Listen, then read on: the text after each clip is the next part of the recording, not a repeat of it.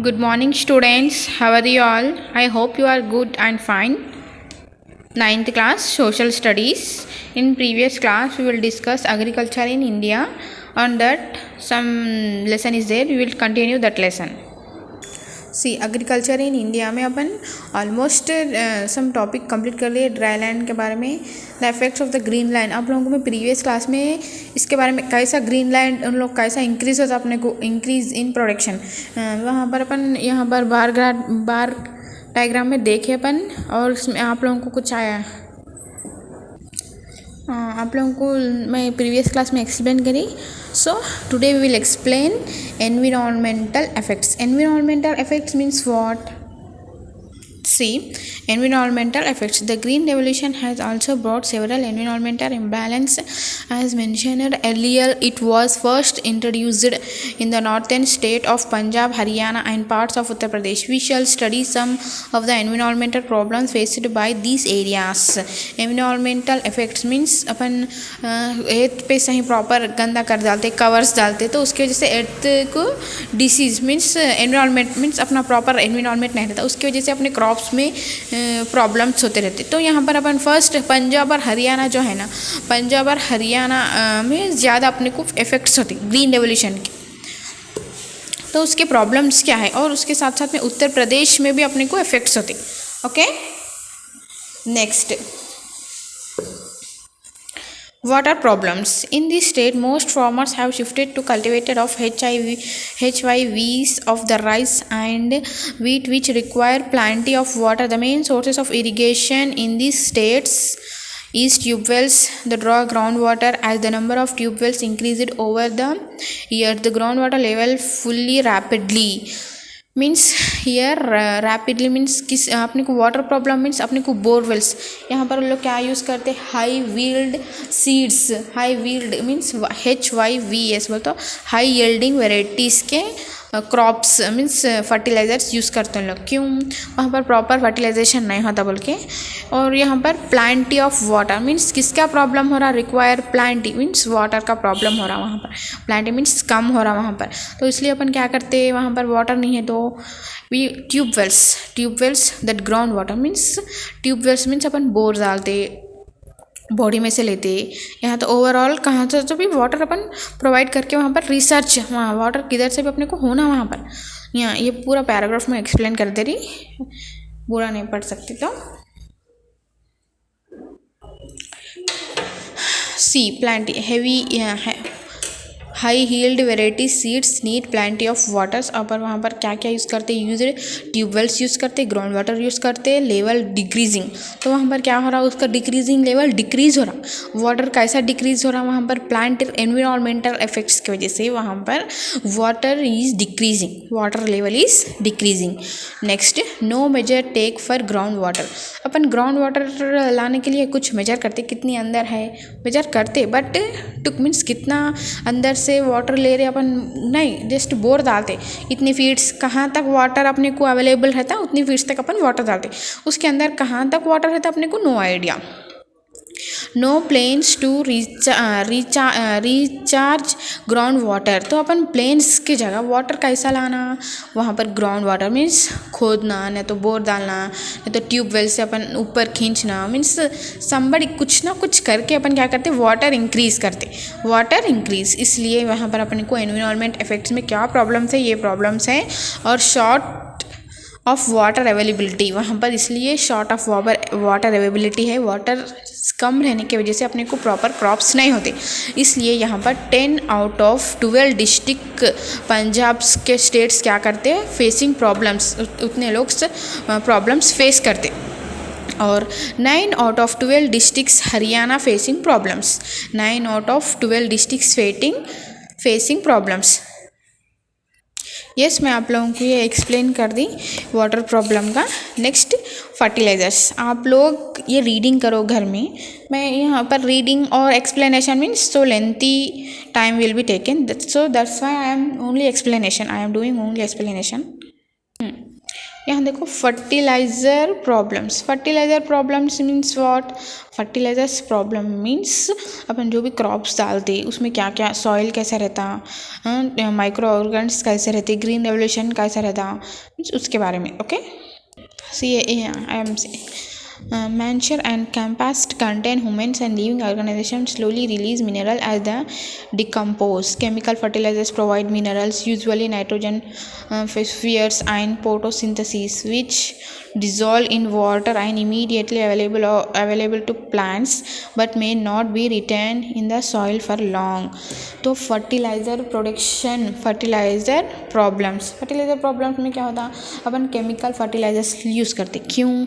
वहाँ जो स्मॉल जो कीटाणु रहते, शॉर्ट मीन्स छोटे छोटे जो जर्म्स रहते हैं उसको मारे तो उसको किल हो जाते। अपन केमिकल फर्टिलाइजर्स डालते, हाई यील्डिंग वेराइटीज़ के फर्टिलाइजर्स डाले तो वो जो छोटे छोटे कीड़े रहते ज़मीन पे वो मर जाते। See here bacteria and fertilized as pesticides can also kill bacteria and other organization soil। तो मीन्स सॉइल को भी एनर्जेटिक आना वो फर्टिलाइजर्स से। इसलिए अपन क्या करते, फर्टिलाइजर्स मीन्स फर्टिलाइजर प्रॉब्लम्स में अपन क्या प्रॉब्लम्स होते बोलते तो केमिकल्स यूज़ करते। और ये पैराग्राफ में देखो, number of soil fertility means soil, अपनी सॉइल भी प्रॉपर रहना। तो वंस एक बार अपन वहाँ पर एग्रीकल्चर करे तो वो क्या होता है, once destroyed it is very difficult to restore them. तो एक बार वो ज़मीन डिस्ट्रॉय हो गई तो फिर अपन उसमें डालने के लिए अपने को प्रॉब्लम होती। हाँ, इसलिए large scale of HYVS means high yielding varieties, अपन इसलिए वो वेराइटीज़ यूज़ करते। Given this take care of most of अपन माइक्रो ऑर्गन्स जो भी रहते ना, वो माइक्रो ऑर्गन्स में also reduced in that soil aeration. Means अपन क्या करते, जो भी जो बैक्टीरिया है, केमिकल्स है, वो सब भी अपन क्या केमिकल फर्टिलाइजर्स डाल के वो बैक्टीरिया को मीन्स रिड्यूस करते, किल बैक्टीरिया को रिड्यूस करते, माइक्रो ऑर्गन्स हैं उनको भी रिड्यूस कर डालते। Okay, I hope you can understand fertilisers problems. Next third phase 1990s to the present means third phase में है ये। थर्ड फेज मीन्स वहाँ पर कैसा स्टार्ट हुआ agriculture, post reforms agriculture means post means how they can start agriculture and foreign trades means कैसा increase हुआ अपना एग्रीकल्चर उसके बाद में। Okay, see from 1967 to 1991 India farmers sold their produce to markets with the country and to the government through the FCI. People were also was not allowed export of market with the country for their food purchase. Foreign trade in from production import were also not allowed. It was only the government had the right to import from products in case of security. तो यहाँ पर क्या बोल रहे means third phase अपने को कब start हुआ, सी हाँ third phase 1990s to the present. Post reforms agriculture means 1967 से 1991 तक अपना एग्रीकल्चर स्टार्ट हुआ। एग्रीकल्चर तो उस टाइम पे इन लोग क्या करते, FCL यूज़ करते थे। ओके, FCL तो लोग इन इंडिया में चुल्ला मीन्स इंडिया में चुल्ला बेच लेते थे, इंडिया में, दूसरे कंट्री को नहीं करते थे, दूसरे कंट्री को भिजाते थे भी नहीं, कुछ भी नहीं करते थे। और वो लोग क्या करते अपन के इंडिया मीन्स अपन दूसरे कंट्री को बेचे भी 1967 और 1991 में। तो उस टाइम पे ब्रिटिश वाले क्या करे, अलो नहीं करे अपने प्रोडक्ट्स को, मीन्स अलो नहीं करे। और गवर्नमेंट वाले भी क्यों बेच रहे हो आप लोग, बेचे तो अपन के पास नहीं रहते ना प्रोडक्ट्स, तो अपन क्या खाना उस टाइम पे, इसलिए was not allowed that time. Export import रहता ना, तो लोग अपन सोल्ड करे तो भी लोग minimum MPS means minimum support price, see here अपन उन लोगों को सोल्ड करे तो भी just from production minimum support price those the Indian farmers producer only for market within the country and required government support to earn reasonable income for farming. तो अपन agriculture उन लोगों को फूड दिए या क्रॉप्स दिए या दूसरे फूड आइटम्स खाने के लिए गुड्स दिए, तो उन लोगों को दिए तो अपन को नहीं रहते ना, बोले सर का अपन मीन्स रिजेक्ट कर रहे अपने गवर्नमेंट वाले, उन लोगों को देना नहीं देना, और उन लोगों को दिया तो अपन को नहीं रहता। हाँ, ये भी एक सही बात है ना। Okay, next foreign trade in from products. तो यहाँ पर क्या हुआ, फॉरेन ट्रेड 1991 हाँ, foreign trade was accepted at the beginning.